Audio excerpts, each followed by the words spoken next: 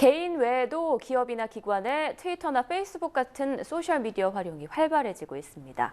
그러다 보니 이 같은 소셜미디어가 새로운 해킹 공격의 주요 통로로 떠오르고 있습니다. 소셜미디어를 통한 해킹 방법에는 어떤 것들이 있고 또 어떻게 대비하는지 보안 전문가이신 카이스트 문송천 교수와 함께 자세한 이야기 나눠보겠습니다. 교수님 안녕하십니까? 안녕하십니까? 네. 최근 발표된 보안 보고서에 따르면 소셜미디어를 통한 해킹이 증가하고 있다고 하는데요. 그 원인부터 좀 알아볼까요? 네. 그 해킹을 하려면 우선 신분을 신분을 사칭해야 됩니다. 그 신분을 사칭하기 위해서는 자기가 공격하고자 하는 사람의 개인 정보를 알아내고 또 그 사람과 이제 친하다는 관계를 설정을 해가지고 네. 그 친근하게 접근해야 되기 때문에 그 신분을 위장하기 위해서는 개인 정보를 빼내야 되고 네.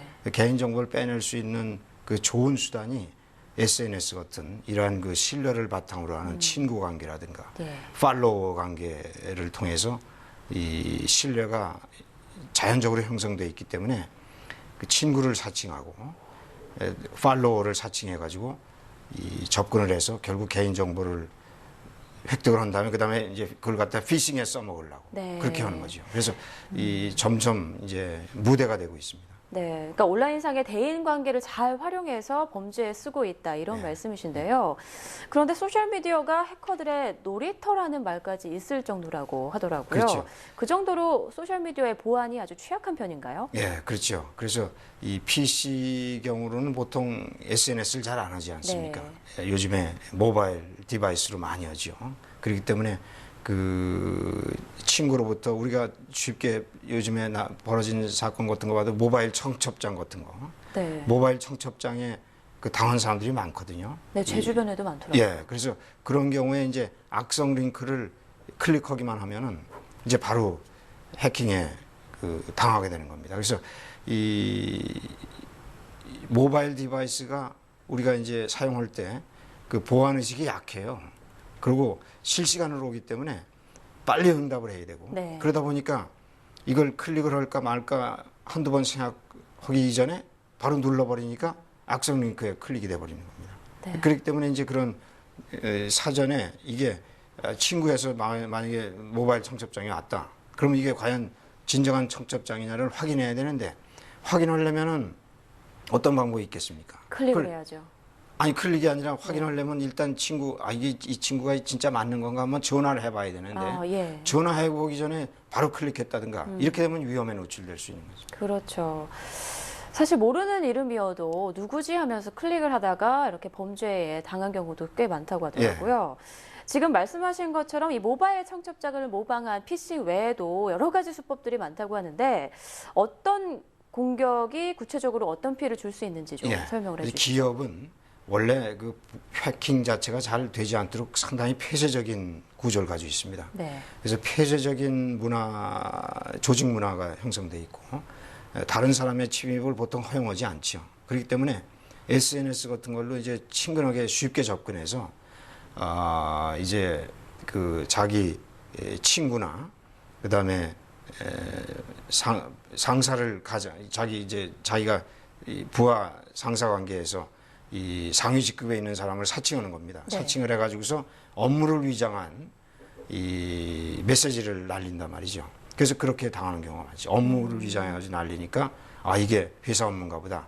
이 기업에서 점점 소셜미디어 쓰는 일이 많아지니까 업무에까지 쓴다 이겁니다. 네. 그러니까 이 업무에 쓰는 거니까 이 업무에서 상사가 지시하고 내가 링크를 안 누를 수 없다. 누르면 당하는 거거든요. 네. 그런 식으로 해서 이제 업무를 이용해서 당하는 경우하고 팔로워를 사칭해서 당하는 경우 이런 경우가 대개 두 가지 유형입니다. 그렇군요.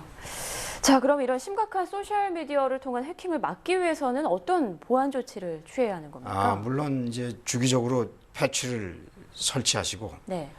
운영 체계, 업데이트를 필요할 때마다 항상 해야 돼요. 그런 기본적인 수칙만 지키면은 대부분의 소셜미디어 이런 해킹은 막을 수가 있습니다. 아직 소셜미디어 해킹이 이루어지는 수위가 낮기 때문에 왜냐하면 지금 PC에서 소셜미디어 쪽으로 이전하는 중이거든요. 네. 그래서 PC에서 벌어졌던 해킹의 여러 가지 수법들이 소셜 미디어에서 그대로 이제 재현되는 과정이 있습니다. 다만 소셜 미디어에서는 개인의 친분 관계가 이 기본으로 깔려 있기 때문에 그걸 또 활용해 가지고 이 해커들이 그걸 이용하기 때문에 아까 말씀하신 대로 놀이터라는 거예요. 네. 완전히 놀이터가 되고 있어요. 자, 요즘 뭐 개인뿐 아니라 기업에서도 트위터나 페이스북 같은 이런 모바일 기기나 이런 소셜 미디어를 많이 활용을 하고 있는 걸로 알고 있는데, 그래서 또 그런 직장 상사를 위조해서 네. 이런 사기도 벌인다고 말씀해 주셨습니다.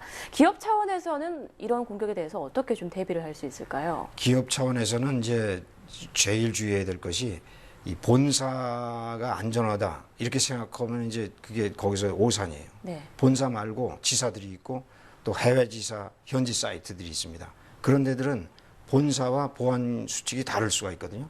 그래서 해커들은 그런 데를 노려요. 그런 데를 노려서 그쪽으로 침투해 가지고 이제 본사까지 진출하는 네. 이런 경로를 타기 때문에 보안이라는 건 항상 어디 한 군데만 취약점이 있어도 그 전사적으로 해킹당할 수 있는 위험에 노출될 수 있으므로 기업에서는 항상 해외 지사 사이트의 보안이 우리 본사의 보안 수칙과 어느 차이가 있느냐, 같은 수준에 있느냐 이런 걸 항상 점검하고 그런 모니터링을 항상 신경 쓰고 해야 됩니다. 네.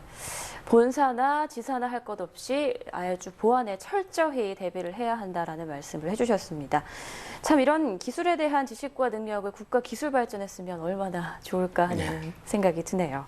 네, 지금까지 카이스트 문송천 교수였습니다. 오늘 말씀 고맙습니다. 감사합니다.